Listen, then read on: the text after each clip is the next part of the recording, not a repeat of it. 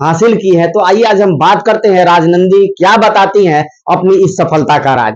आपका हमारे चैनल में बहुत बहुत स्वागत है। बहुत बहुत धन्यवाद सर आपको। एक चीज मैं जानना चाहूंगा कि जो ये आपने मुकाम हासिल किया, कैसे किस तरह से तैयारी करती थी, कैसे पढ़ाई करती थी जो इतने अच्छे अंक आपको प्राप्त हुए हैं? मैं तपसी सिंह हाई स्कूल से इंटर कॉलेज चिरान से पढ़ाई की हूँ और कोचिंग एक्सीलेंट एजुकेशन से की हूँ और मैं सेल्फ स्टडी भी करती थी और सर और कोचिंग वाले सर और स्कूल वाले सर का भरपूर सहयोग रहा।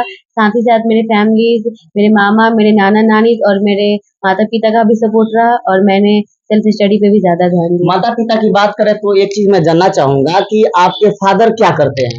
मेरे पिताजी ठेला पे मिठाई बेचते हैं, खुद बनाते हैं और खुद बेचते हैं।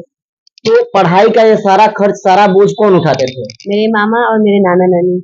अच्छा, एक चीज बताना, आपसे जानना चाहेंगे कि जिस समय एग्जाम आप दिए, एग्जाम में अपियर हुए, तो क्या कभी ऐसा लगा कि कौन सा क्वेश्चन कोई टफ है या कुछ दूसरा टाइप का क्वेश्चन आया है? कैसा था क्वेश्चन आपके जी लिए? नहीं, एग्जाम का क्वेश्चन जो था वो बहुत ही ज्यादा इजी था। मैंने जितना पढ़ा था उससे भी मैंने जितना भी पढ़ा था उससे कम ही क्वेश्चंस आए थे, तो बहुत ज्यादा इजी क्वेश्चंस मुझे लगा था जब एग्जाम हॉल में मैं क्वेश्चंस को देखी थी। सच है कि पढ़ने वाले छात्रों के लिए, छात्राओं के लिए किसी तरह का जो प्रश्न होता है वो काफी जो है अ, सफलतापूर्वक हैंडल कर लिया जाता है, क्योंकि उसने पढ़ाई की है। अगर जिस बच्चे ने पढ़ाई ही नहीं किया हो उसके लिए वो क्वेश्चन टफ लगते हैं। तो आइए हम इनसे और जानते हैं कि किस तरह से किस गाइडलाइन के तहत आपको। सबसे ज्यादा गाइडलाइंस मुझे मेरे मामा जी दिए और उसके बाद कोचिंग के शिक्षक दिए, उसके बाद स्कूल के शिक्षक दिए। अपनी इस सफलता का श्रेय आप किनको देंगे? मैं अपनी सफलता का श्रेय अपने मामा, अपने नाना नानी, अपने माता पिता और स्कूल के शिक्षक और कोचिंग के शिक्षक को देना चाहूंगी। एक चीज और जानना चाहेंगे राजनंदिनी की अगला कदम क्या है, अगला जो लक्ष्य होता है आदमी का कि हम पढ़ लिख गए, अच्छा से पास हुए, तो कहीं ना कहीं हमारा एक लक्ष्य जुड़ा रहता है कि हम इसके आगे किस तरफ रुझान करेंगे, किस तरफ जाना चाहेंगे। तो आपका लक्ष्य क्या है? मेरा लक्ष्य तो अभी यही है कि मैं 12th के एग्जाम में बिहार बोर्ड में अपना नाम दर्ज कर सकूं, बल्कि रैंक 1 पे अपना स्थान प्राप्त कर सकूं, क्योंकि एक नंबर कम आने के कारण मैं अभी जिला में प्रथम स्थान प्राप्त कर पाई हूँ। मेरा मार्क्स 429 है, तो एक मार्क्स कम होने से मैं जिला में फर्स्ट रैंक हूँ। एक चीज और आपको बता दे कि ये मात्र एक नंबर से स्टेट टॉपर से वंचित रह गई हैं, जिला टॉपर बन के रह गई हैं और काफी जो है मिडिल क्लास फैमिली से बिलोंग करती हैं। और जैसा कि मैं आपको बता दूं कि इन्होंने अपने पिता के बारे में क्या कहा कि वो एक ठेले पर मिठाई बेचकर इनकी परवरिश कर रहे हैं, पढ़ा रहे हैं, लिखा रहे हैं। तो आप सोच सकते हैं कि एक मध्यम वर्ग की छात्रा जो है किस तरह से पढ़ाई कर रही है।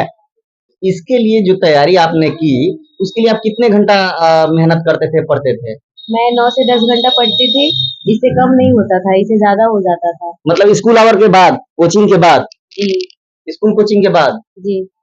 तो इसके लिए आपको प्रेरित कौन करता था?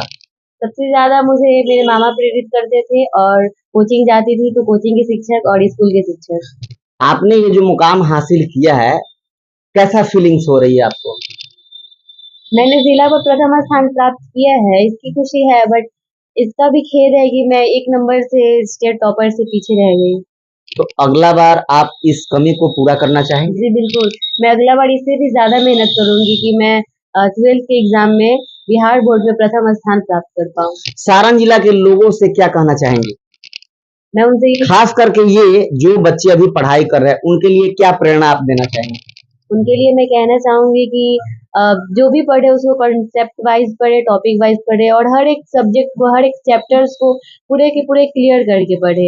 और जिस प्रकार मुझे एक नंबर कम आने से या खेद है कि मैं स्टेट टॉपर्स नहीं आ पाई, तो मैं उनसे कहना चाहूंगी कि वो इस तरह से पढ़ाई कर पाए कि उन्हें कभी भी ये महसूस ना हो कि मेरे में भी कुछ कमी था, कि मैं पीछे रह गई। एक क्वेश्चन लास्ट में मैं पूछना चाहूंगा कि आफ्टर ट्वेल्थ के बाद क्या बनना चाहेंगे आप? मैं 12th के बाद डॉक्टर बनना चाहूंगी, क्योंकि मेरे माता पिता, मेरे मामा, मेरे नाना नानी का ये सपना है और ये मेरा भी सपना है कि मैं डॉक्टर बनूं।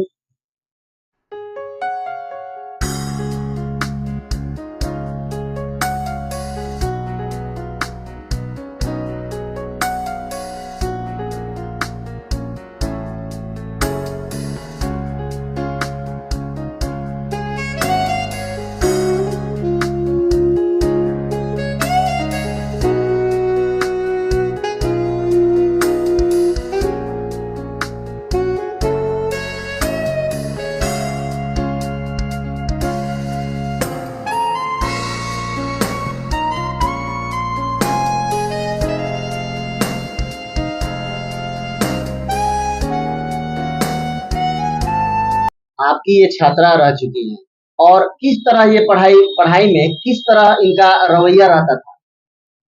सबसे तो पहले मैं आपके चैनल को धन्यवाद दूंगा कि आप जो है सुदूर से जो है स्थित जो विद्यालय है, ये गांव है, वहां आप आए और इस सुदूर के ग्रामीण क्षेत्र में स्थित यह विद्यालय की बच्ची जो है टॉपर की है जिला स्तर पे, और राज्य स्तर पे बोर्ड में भी जो है ये अपना जो है वेरिफिकेशन टॉपर में करा चुकी है।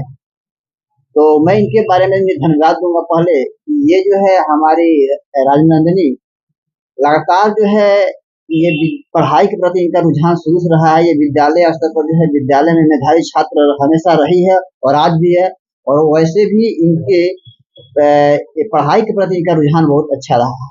ये इनका टारगेट है, नंदनी का टारगेट है कि मैं कुछ करके दिखाऊंगी, और इस हिसाब से कि आगे मुझे कुछ करके दिखाना है, इस क्षेत्र का, इस विद्यालय का माता पिता नाना नानी या सब लोगों का जो है नाम रोशन करना है, एक स्थान बनाना है। इस हिसाब से यह पहले से लक्ष्य बनाकर जो है टारगेट करके ये तैयारी कर रही थी, और आज जो है उसी का देन है, मामा नानी ये सबका देन है, सर का जो है कृष्णा सर उनकी भी देन है कि आज उस मुकाम तक पहुंची हुई है। इनके उज्जवल भविष्य के लिए क्या कामना करेंगे? इनकी उज्जवल भविष्य के लिए मैं कामना करूंगा कि ईश्वर जो है इन्हें उस मुकाम तक पहुंचाए कि आगे चलकर बड़े से बड़े रैंक वाले जो सर्विस है, नौकरी है, उन्हें प्राप्त हो और आगे कुछ करके दिखाए। ठीक है। कोचिंग संस्थान में किस तरह तैयारी करती थी? कैसे पढ़ने में कैसी लड़की थी? हमारे कोचिंग संस्थान में अगर देखा जाए तो हम जब से अपने टीचिंग करियर का शुरुआत किए हैं तब से तो हमने लाखों बच्चों को पढ़ाया है, लेकिन जब ये आई पढ़ने हमारे पास तो इसमें हमने कुछ अलग प्रतिभा देखा जो कि बाकी बच्चों में अभी तक हम नहीं देखे थे। क्योंकि इसका क्लास में बिल्कुल शांत रहना, किसी से ना बातचीत करना और बिल्कुल अपने टॉपिक पे फोकस करना ज़्यादा इनके माइंड में रहता था, और एक एक चीज़ों को कंसेप्चुअली समझती थी। अगर कहीं नहीं समझ में आए तो क्लास खत्म होने के बाद भी रुक कर अपने डाउट को क्लियर करके ही घर जाती थी। तो शुरू में ही हमें लग गया था कि लड़की जरूर कुछ करेगी, और इसलिए हमने इन पर बहुत ज़्यादा समय अपना दिया।